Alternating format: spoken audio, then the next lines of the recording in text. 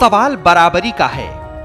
सवाल लोगों के सबसे बड़े अधिकार का है। इसीलिए तो लोगों तक पहुंचने के लिए रास्ते भले ही दुर्गम हों, लेकिन इरादे जब एक एक जनभावनाओं के साथ जुड़े हों, तो फिर ऐसे रास्ते सुगम हो जाते हैं।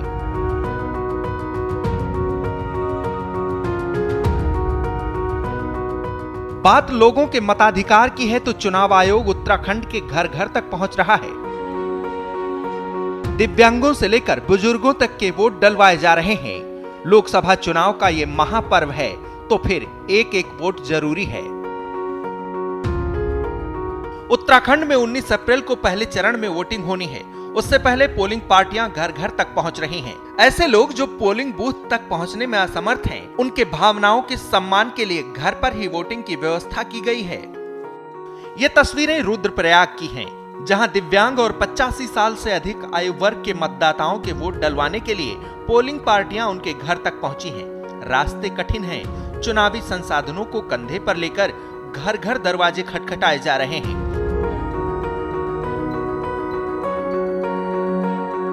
पहाड़ी गांव में रास्ते ऐसे हैं कि चुनाव अधिकारियों की गाड़ियां घरों तक नहीं जा सकती, तो फिर ये टीम पैदल ही निकल पड़ी है।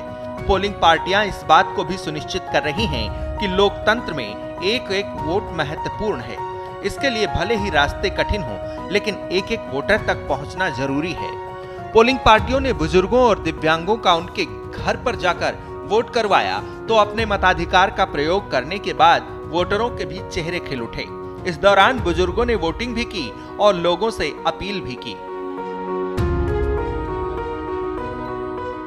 आप सब लोगों ने 19 तारीख वोट जरूर देना है। मैं दिव्यांग हूँ।